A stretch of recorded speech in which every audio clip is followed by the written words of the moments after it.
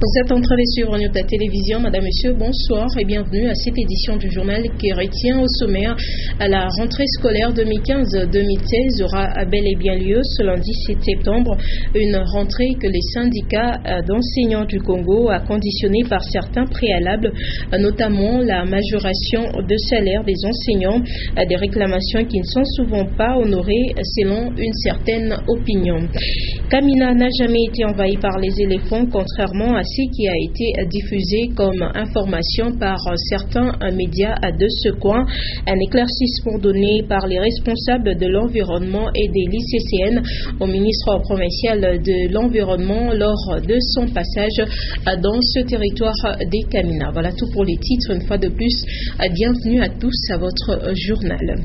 Le gouverneur Moïse Katumbi Tchapoya a présidé les conseils hebdomadaires des ministres ce vendredi 4 septembre 2015. Je vous propose de suivre l'extrait du compte rendu avec Jean-Marie Dikenda Kazadi, porte-parole du gouvernement provincial. Il est au micro de Nonolondo. 1. Communication du gouverneur de province. Le gouverneur de province a ouvert sa communication du jour par la situation sécuritaire de la province qui est relativement calme. Cependant, il convient d'y renforcer l'autorité de l'État.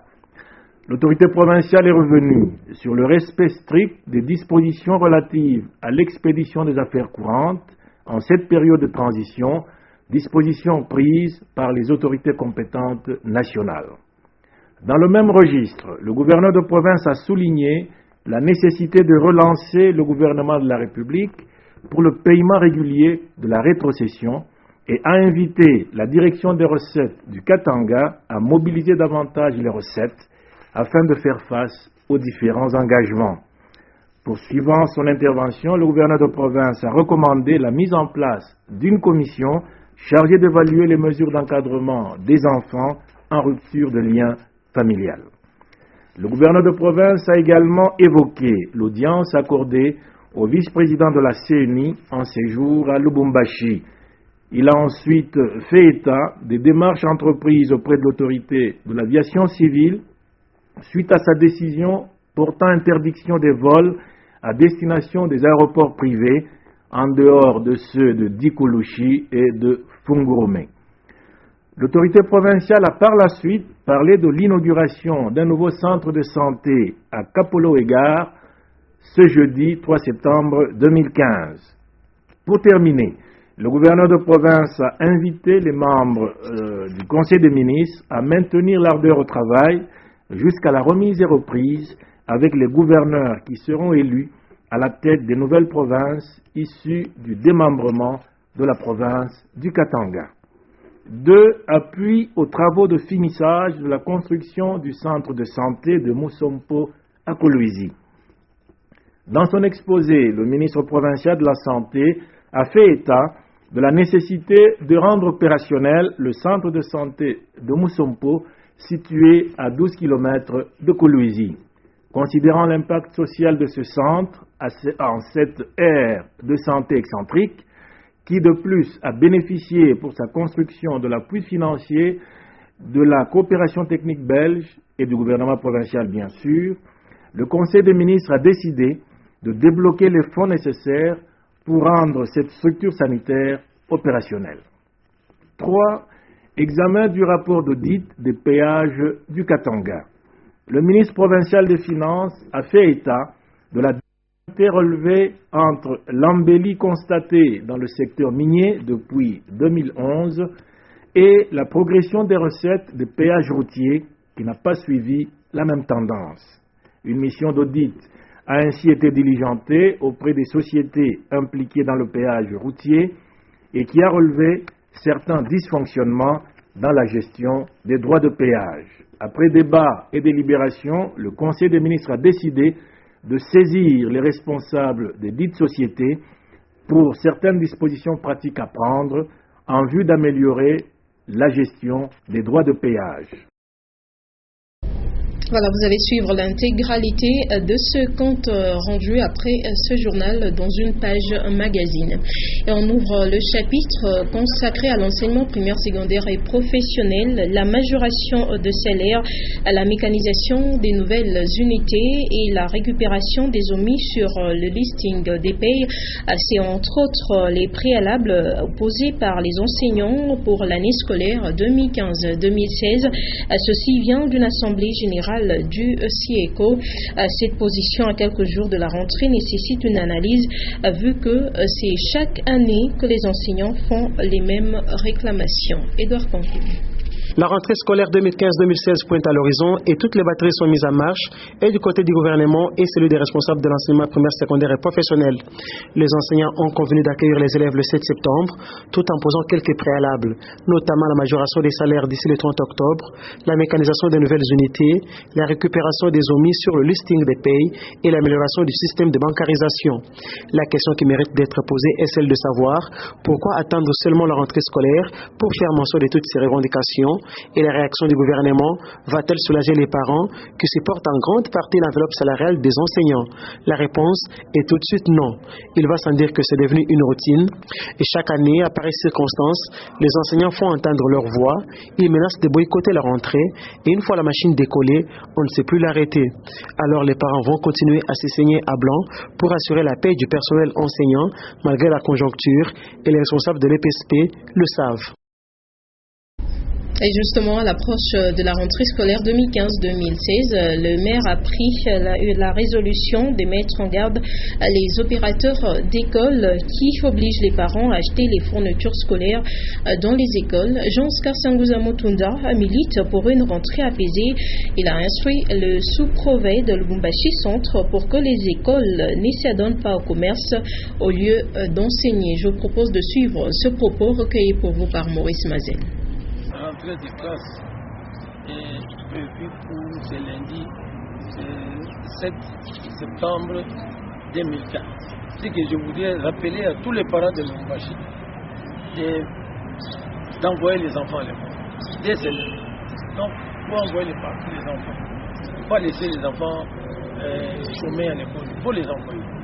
Et les préfets, les responsables des écoles primaires et secondaires sont suffisamment instruits par rapport à pouvoir recevoir tous les enfants qui viendront se présenter. Il a payé, il n'a pas payé, il doit d'abord être à l'école. Et le reste va suivre.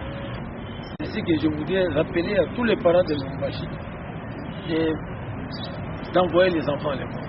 Dès ce lundi. Donc, pour envoyer les enfants. Il ne faut pas laisser les enfants chômer à l'école. Il faut les envoyer. Et les préfets, les responsables des écoles primaires et secondaires sont suffisamment instruits. Et sachez que cette rentrée scolaire se prépare également par les parents d'élèves et même les enseignants. Déjà ce vendredi 4 septembre, les enseignants ont pris connaissance des documents pédagogiques axés sur les préparations et prévisions des matières à enseigner. Déjà le lundi prochain, les infrastructures scolaires sont également aménagées pour accueillir les élèves. Jean-Paul Malimba. À moins de 4 jours de la rentrée scolaire 2015-2016, tout est presque prêt dans différentes écoles publiques, privées et catholiques de Lubumbashi. Des réunions pédagogiques ont été organisées dans les écoles privées et catholiques avec des distributions des charges horaires de chaque enseignant avant de recevoir les journaux des classes du maître, les cahiers de préparation de matières, les carnets de cotation et de répartition de matières. Quant au programme scolaire, il y a le nouveau programme national et manuel scolaire du maître révisé, mais qui ne sont pas encore dans les écoles. D'où l'inquiétude de certains enseignants de l'école primaire. C'est une grande difficulté si chaque année on doit changer le manuel et changer le programme national. On ne sait pas comment les enfants peuvent s'adapter. C'est une difficulté d'un côté des enseignants et de l'autre côté chez les élèves. Malgré cette difficulté, que ce soit dans les réseaux d'écoles privées, publiques ou conventionnées catholiques, toutes les dispositions sont prises à chaque niveau pour l'effectivité de la rentrée scolaire 2015-2016 prévue le lundi 7 septembre 2015. Odax Sompoué, ministre de l'Environnement, revient de Kamina où il est allé s'enquérir de la situation de l'envahissement des éléphants dans ce coin, un fait rapporté par quelques médias de Kamina. Après échange avec les responsables de l'environnement, des lycéennes et les députés, il ressort que ces pachydermes n'ont jamais atteint Kamina, plutôt Bukama et Malemba Kulu. Diane Kassongonyota, recherche Shimba. Depuis que les éléphants ont débuté les ravages hors de leur réserve dans le Olomami, ils ne sont jamais arrivés à Kamina. Constat fait par le ministre de l'Environnement lors de sa descente dans ce coin. Jusqu'à présent, il n'y a que Bukama et Malemba Kulu qui sont touchés par ces pachydermes et des gros efforts sont en train d'être fournis par le gouvernement provincial pour régulariser la situation. On a eu à parler d'un dossier qu'on connaît très bien, le dossier du ravage des éléphants dans les territoires de Malemba et de Bukama. Et heureusement, c'est un dossier qu'ils connaissent tous très bien. Et ils savent les différents efforts que le gouvernement provincial a eu à faire par rapport à ça. Et ils m'ont promis de continuer la lutte pour faire bon, même si la province a été démembrée. C'est à ce sujet que le ministre a échangé avec les députés du Olomami réunis à l'Assemblée provinciale à Kamina. Odax Sompoué a également soumis aux élus du peuple le vœu du gouverneur Moïse Katumbi et de tout son gouvernement de voir ces éléphants retourner dans le parc afin que la population vive en toute quiétude. Déjà, des équipes techniques du ministère de l'Environnement sont envoyées dans les territoires de Bukama et Malemba Kulu pour s'enquérir de cette situation et des fonds leur sont remis au nom du gouvernement provincial pour assister les sinistrés. Bien avant sa descente à l'Assemblée, le ministre Odax Sompoué a convoqué une réunion de sécurité afin de palper les réalités des populations de Kamina et ses environs. Environnement toujours, cela fait plusieurs jours que les autorités de la ville ont mis à la disposition de l'Ouchoua un certain nombre des bacs à ordures. L'évacuation de ces derniers semble dépasser la brigade qui est censée s'en occuper. Ben KMB, Freddy Boukele. C'est en remplacement des poubelles en plastique que ces bacs à ordures ont été placés par les autorités locales. Ils sont une vingtaine à se remplir chaque 2 jours, selon certaines sources. Visiblement, leur nombre semble être insignifiant par rapport à la densité de la population de Lubumbashi. Une fois remplis, la population prend la résolution de brûler ces déchets, question de pallier l'épineux problème d'évacuation des immondices. À certains endroits, les ordures ménagères traînent à même les sols et dégagent une odeur nauséabonde. Ce constat est fait au niveau de l'arrêt de bus Kassapa, place de la gare, voire à l'arrêt de bus dispensaire sur les boulevards Moussiri. À d'autres endroits, ces bacs à ordures servent de lieu d'affichage malgré l'insalubrité qui s'y trouve. Placés dans la plupart des cas à des endroits stratégiques du centre-ville, ces bacs à ordures ternissent l'image de la ville de Lubumbashi, qui se veut être une ville pour la propreté. Voilà, vous avez reconnu là la voix de Sylvie Moussao. Un pont en bambou, cela s'observe dans les territoires de Mitwaba. Le plus célèbre, celui jeté sur la rivière Kalumengongo sur la route Chamouana. Les usagers de ce tronçon déplorent l'arrêt des travaux du pont en dur avec la mort du grand chef Kiona Ngoy. Léon Magloire Mongamtole. Ce pont en bambou jeté sur la rivière Kalumengongo en territoire de Mitwaba vers Chamouana est le fruit de l'ingéniosité d'une poignée d'habitants du village Kansoé. Seuls les piétons et les motards peuvent le franchir. Et pourtant, à moins de 10 mètres de ce pont artisanal, avaient déjà débuté les travaux de construction d'un pont en matériaux durables. Les travaux sont à l'arrêt depuis plusieurs mois et l'ingénieur de l'ouvrage venu de Kalemi compte avec ses ouvriers plusieurs mois d'arriérés de primes. Kwenye tunajilimite na pont apreme kujenga kote moya na kote ya pili ila nibakilia tu nifanye construction ya dalle. Après les travaux que j'ai effectués sur le pont, il me reste juste de part et d'autre de construction des dalles supérieures. Actuellement, nous manquons toutes sortes de matériaux de construction et depuis le début des travaux, moi et mes ouvriers, personne n'a reçu une prime. Le chef de chefferie Kiona Ngoy nous a fait beaucoup de fausses promesses et on a appris que cet arrêt de travaux est causé par le découpage.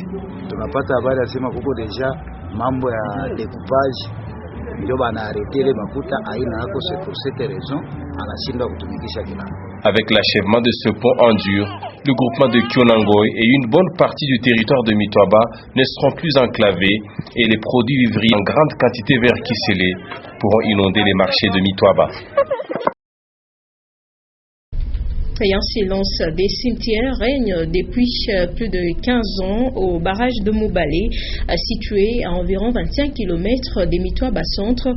Ce barrage et sa centrale qui alimentait Mitwaba bien avant même l'indépendance de la République démocratique du Congo avaient méchamment été détruits durant la guerre d'agression et jusqu'à ce jour, aucun effort n'est fourni pour sa réhabilitation. Une fois de plus, Léon Magloire Mongamutale. Depuis son inauguration en 1940, le barrage électrique érigé sur la rivière Moubalé, à une vingtaine de kilomètres de Mitwaba Centre, a procuré de l'électricité à une bonne partie de ce territoire jusqu'en 1999. Cet barrage ravitaillait la cité Mitwaba, c'est-à-dire le ravitaillait les usines, des maisons, l'hôpital et toute autre activité du contrée. Le moteur est tombé en panne depuis 1999 lors de la guerre d'agression. Alors depuis lors, Mitwaba n'est plus électrifié.